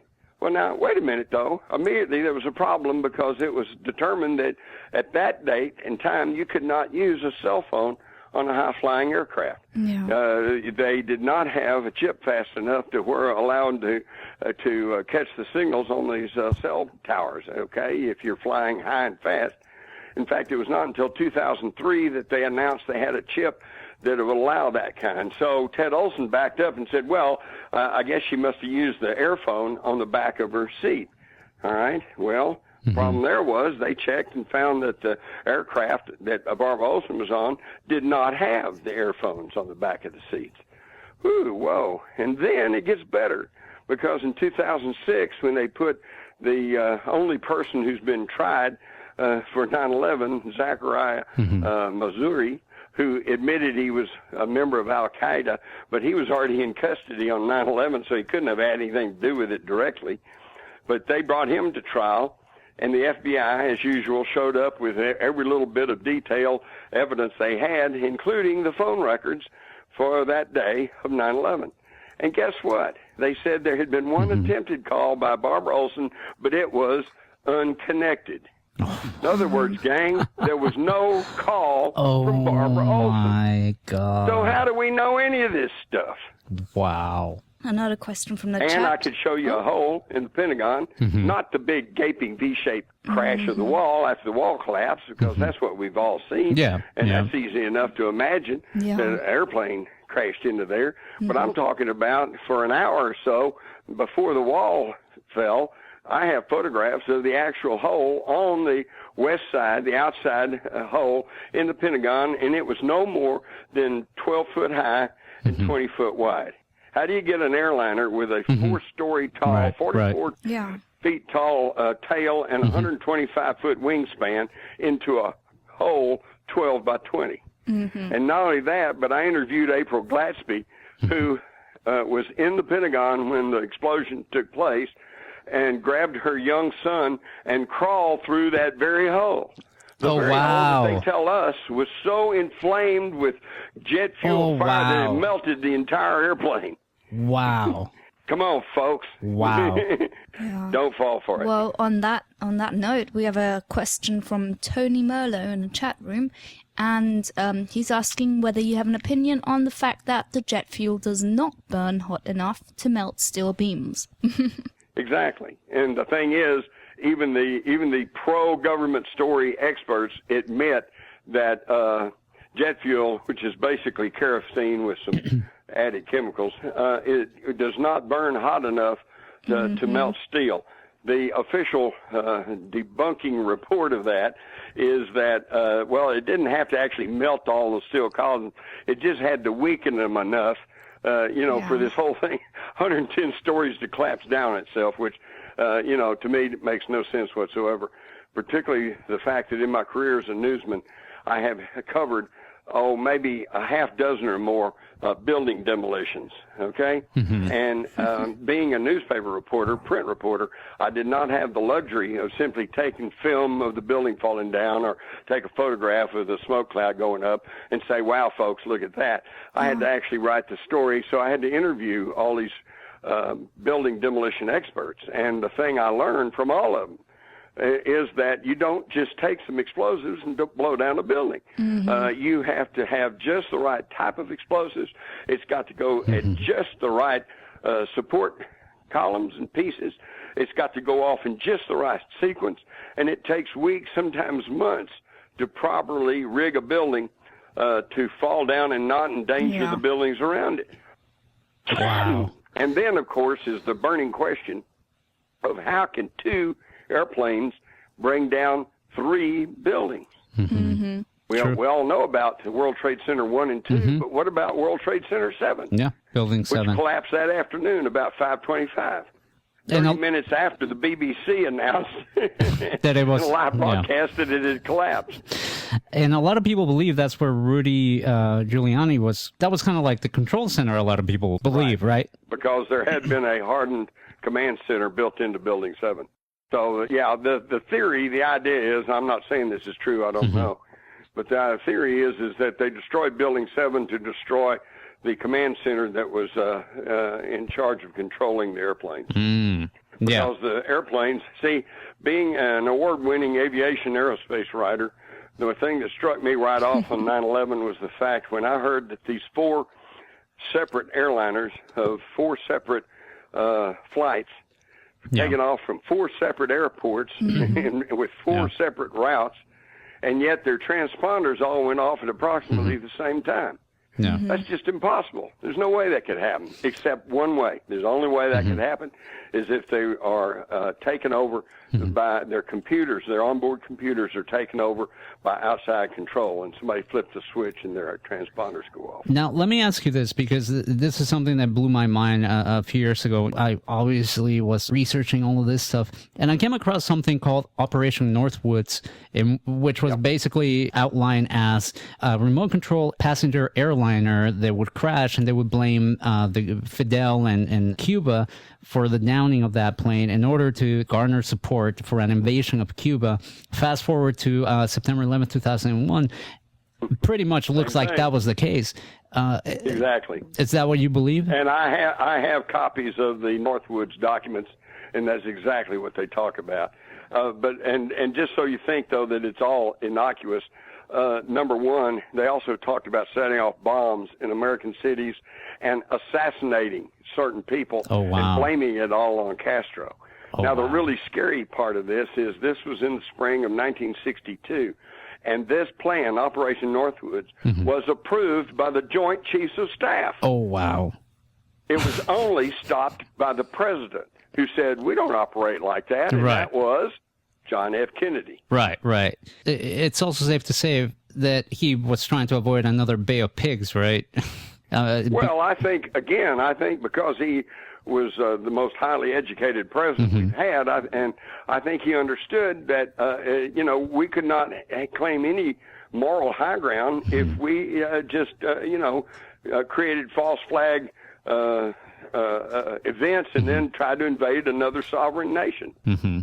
We don't seem to have any problem with that now. Look at Afghanistan, Iraq. But back then, I think he truly thought, well, no, wait a minute, that Americans doesn't operate that way.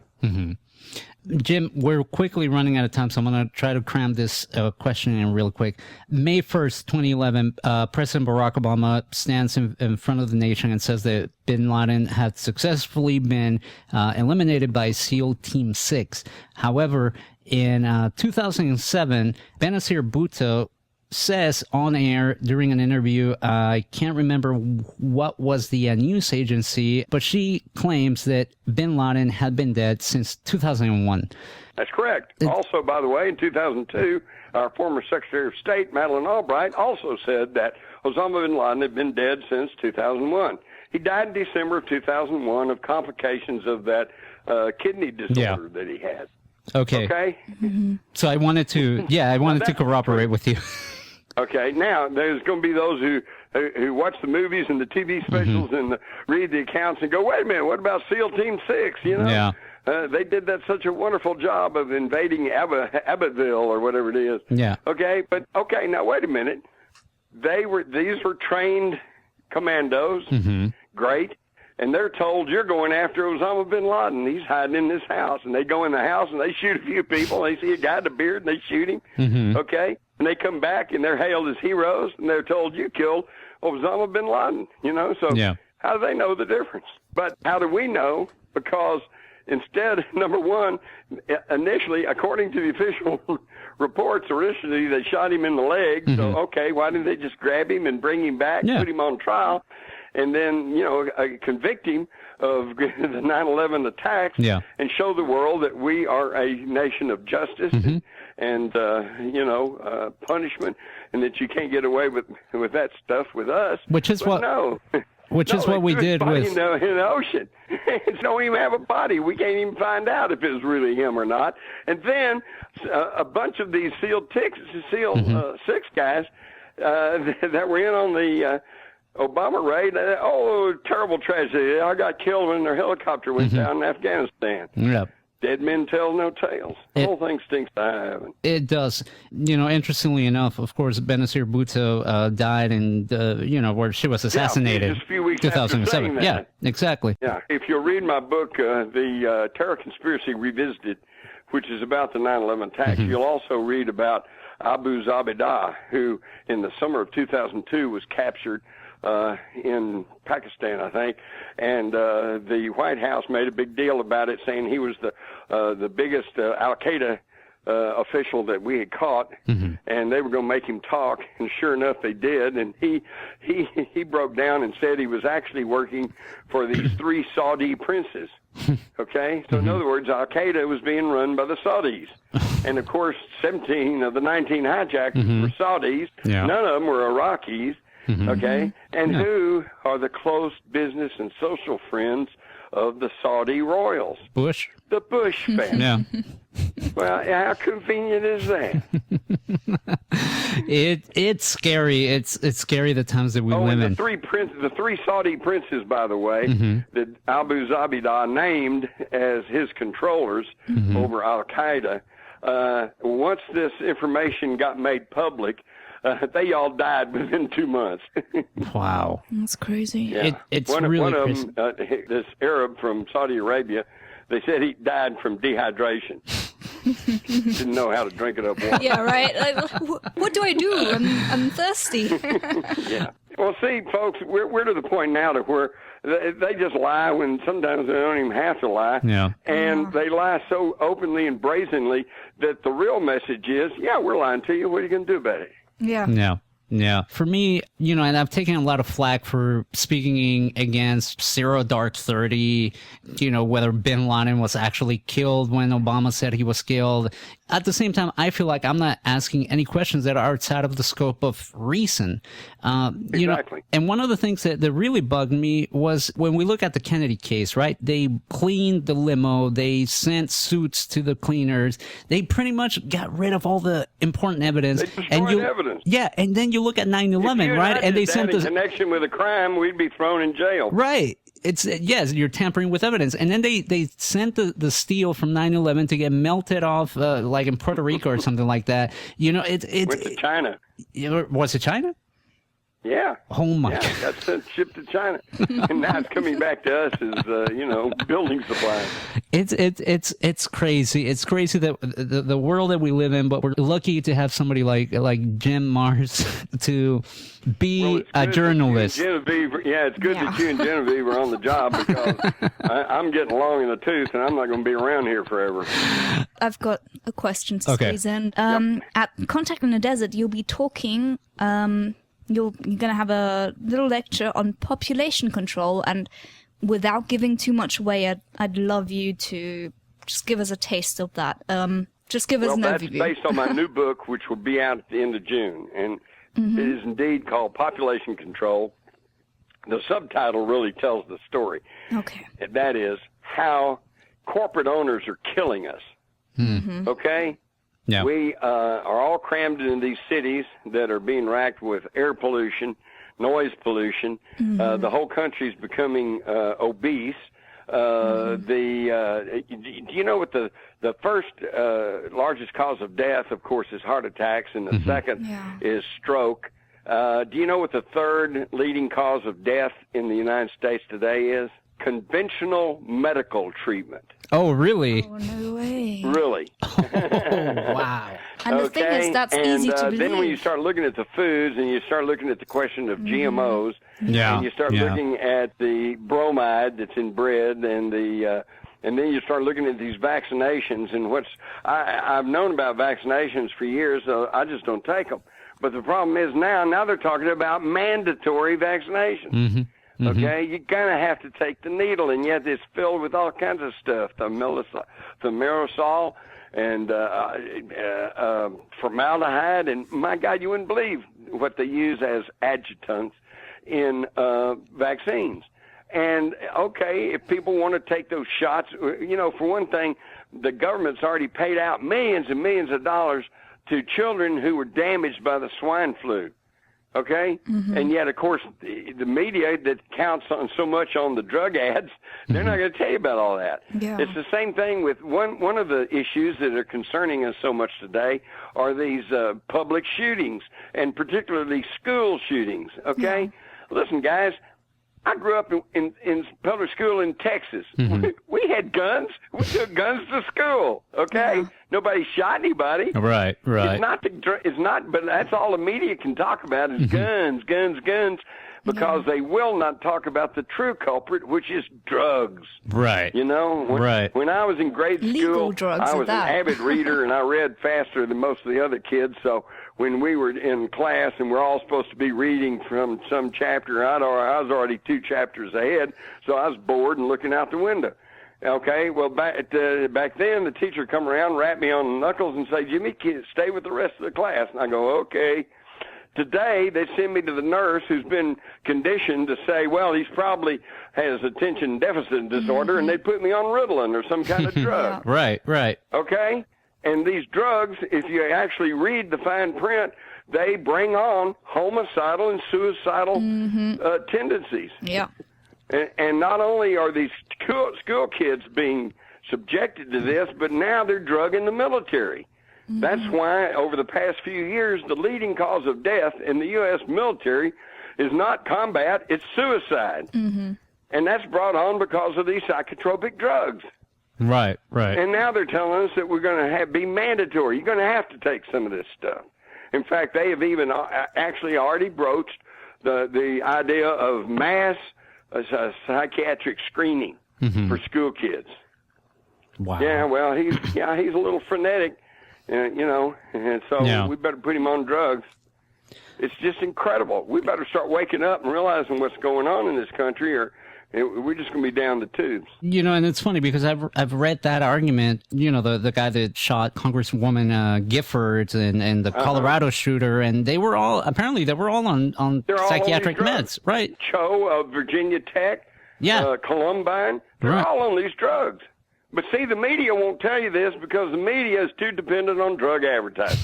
Just turn on primetime television, and every time a commercial comes up, if it's not trying to sell you a car or a truck, they're selling you a drug. Yep. Can I point out that until last year, that was the first time I've ever seen an advert for medication. I only moved here, a year ago, and I had never seen an ad for medication. Never in my life. I didn't even know they existed. And let me tell you something.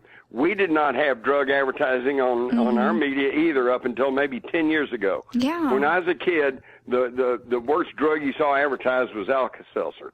Okay? They have changed that now, and now almost every other ad is for some kind of drug. No, And yeah, and it's what kills insane. me is, and then they give you these disclaimers, after they show the May woman cause going death. through the field of flowers, they go, may cause indigestion, heart attack, possible death, coronary. May cause you to go insane. And I go, whoa, who would want any of that? It's scary. Jim, you're going to be at Contact in the Desert, which takes place May 29th through the 31st at Joshua Tree here in Los Angeles, or not Los That's Angeles, right. California. And if you get out there, I would encourage you because it looks like it's going to be a great event. It looks like it's going to be a lot of fun. You're going to be, like Genevieve said, you're going to be doing a lecture on population control. You're going to be doing a workshop on our occulted history. And Jim, please, if I may be so forward as saying, could you please come back on the show? Because this was one of the things I wanted to talk to you about, our occulted history. You're going to be doing a workshop on that. And also you're going to be doing a Monday intensive on our hidden history. This is what people can expect if they go to Contact in the Desert and stick That's around right. to and I'm just talk. one of a whole lineup of really top-notch speakers. It looks like it's going to be a great event. So, Jim, if you would be so kind, maybe in the near future, maybe you can come back and tell us about our occulted history, which I'm totally fascinated with. It's really, I was reading kind of like the summary of what you were going to be talking about. And I was going to say, it's unfortunate we didn't get to it, but it's not, because we got to cover some really, really In-depth. mind-blowing information, if you ask me. Yeah, we did cover a lot of ground tonight. We did. And let me just quick sign off by telling you, and particularly your audience, I'm not asking anybody to believe me. Don't believe a word I said, okay? But just listen to what I said, and then go out and do your own checking, your own thinking, and you'll find out that what I told you is true. And then you won't have to worry about whether you want to believe me or not. You'll know it for yourself. True. Very true. Jim Marrs, JimMarrs.com is the website. And as Jim said himself, you can pretty much get his books everywhere. Well, it's a bestseller, so It's, it's Jim, everywhere. I can't put into words how grateful I am that you were kind enough to join us tonight for this show and share your wealth of information and research. And that introduction does not do you justice, because you are an amazing, amazing person. Walking, talking encyclopedia. I want to thank you sincerely Well, like for I said, I everything. just lived a long time. Okay, thank you all. We'll do this again sometime. For Thank sure. you so Thank you, much. Jim. Take it easy and have a great evening. Good night. Good night. Good night, Jim. Bye-bye. That was an amazing, amazing interview. I'm always mind blown when I meet people. Well, Talk. talk to you. when I come across people that you throw anything at them, and it's like, here's a story, here's an anecdote, and here's just anything. Yeah. Anything, pick a color, and there they go. Yeah, no, Jim, honestly, what Robert Perala told us last week is true. If you want to talk to somebody who knows all the ins and out about this stuff, Oh, no, talk to Jim but, Marrs. It felt like there was enough time. I wish we could have gone there more. There wouldn't be enough time in the world, Go to his website. Listen, he literally has a book for every topic that you could That's the possibly thing. be I mean, interested in. You like JFK, you But like listen, UFOs, you like... This is what I like about Jim, know? and honestly, and maybe I should have said this on the air while he was on, it sounds like he's one of the last few of a dying breed of journalists, the guys that ask the questions, the guys that put in the work, the guys that stay up, late at night looking into this This stuff. is something, again, also I wanted to say at the time, but I kind of missed it, but the essence, the purpose of journalism is, I guess, finding out the truth and putting it out there. I mean, that's, you wouldn't be a reporter or a journalist if your aim is not getting the information and giving it to the public, right? That's your purpose. And he's, like he said, it seems like he's one of the few people left that has that purpose, that goal, that motivation in mind, because now it's just like, I'll put out whatever people tell me to. I'll write what people tell me to. I'll write what's appropriate. I'll write what's politically correct. Yeah. And yes, there are certain rules you will always have to abide by. There may be certain things you can't tell the public at a given time, but don't forget that the purpose is to provide information for the people. And I don't feel that that's a line of journalism that people go down nowadays. No, they don't. They don't. They really don't. And definitely check out the website, jimmars.com. That's JIMMARRS.com. Check out his books. I mean, I'm just going to read you some of these titles real quick before we sign off. The books he has written are Crossfire, The Plot to Kill Kennedy, Our Occulted History, Lost Secrets of the Gods, The Terror Conspiracy Revisited, The $1 Trillion Conspiracy, Above Top Secret, The Rise of the Fourth Reich, Spies, Ruled by Secrecy. I mean, these are... and go to his website. Definitely check it out. Alien Agenda, The Sisterhood of the Rose, and, of course, JFK, which is the Oliver Stone film. If you haven't seen it, check it out. It was, it's considered a landmark film, and it was based on Jim's bestseller, Crossfire, The Plot to Kill Kennedy. So, I mean, Jim Mars definitely is the guy. He knows what he's talking about, and honestly, you can... I'll say here, you can trust him, because to me, it sounds like he's on top of it. Well, Professor Madness actually said, he sounds 100% honest. Mm-hmm. And that's the thing. I mean, yeah, okay, you can't judge someone by the way they sound, but it's true. He does. He sounds like someone who's telling the truth. Yeah. And most people can tell. They just can't. We're all humans, and we know when someone's lying because we know what it's like to lie. That being said, we would like to talk about our experience tonight with James Picard, but you're going to have to tune in next time when we talk about it, because that, honestly, an experience is an understatement. Follow James Picard on Twitter, James Picard 333. Tell him we sent you. Keep up with him. If he comes anywhere near your town with his exhibit, go check it out. Go. That's all I got to say. I don't want to overhype it. I don't want to ruin it. Check out our website, WOTRradio.com. You will see a full review and write-up courtesy of our very own Genevieve Yue. and some cool shots, and you'll get an idea, but you definitely want to check it out. Again, I want to thank Jim Mars for being our guest tonight. Amazing interview. One of our instant classics, in my opinion. And you will find that if you missed any part of it on our website, WOTRradio.com, along with another bunch of great interviews with great guests. Don't forget... Thanks to Susan. Thanks to Susan for all the help. PRing for Contact in the Desert and for... James Picard's Picard The Dark and the Wounded exhibit. And honestly, thanks to her, shout out to Susan. Big shout out. We got to meet her tonight. She's a great person. Lady. Yeah.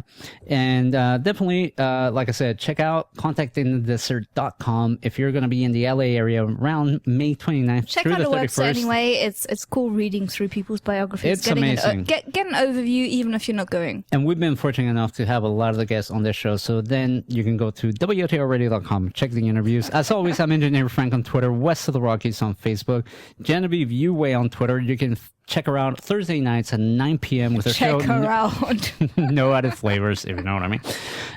Check her out. Follow us on Twitter. It's WOTR Radio on the old Twitter there. So, support the show. Tell your friends. West of the Rockies wouldn't fit. It's true. It's true. Yeah. Anywho, we were talking about truth and being honest or whatever. So we're gonna go out with this song, Depeche Mode, Policy of Truth. Take care, be safe, capitalists. Don't do anything too crazy. We want to see you back next week. We're probably going to be on the other side of the pond next week. Yeah, no, well, I hope so. Otherwise, fingers crossed. Otherwise, we got lost somewhere on the way. But yeah, we'll continue to bring the West of the Rockies madness to you from the other side. We will try our best. If not, you can do whatever. Slap us on the wrist. Oh, I was going to say worse things, but I'm like, nope. Nope. Let's just leave it at a little slap on the wrist. Take care, guys. Have a great night. Enjoy this one. We'll see you next week. Bye-bye. Thanks. Bye. Independent FM, Los Angeles.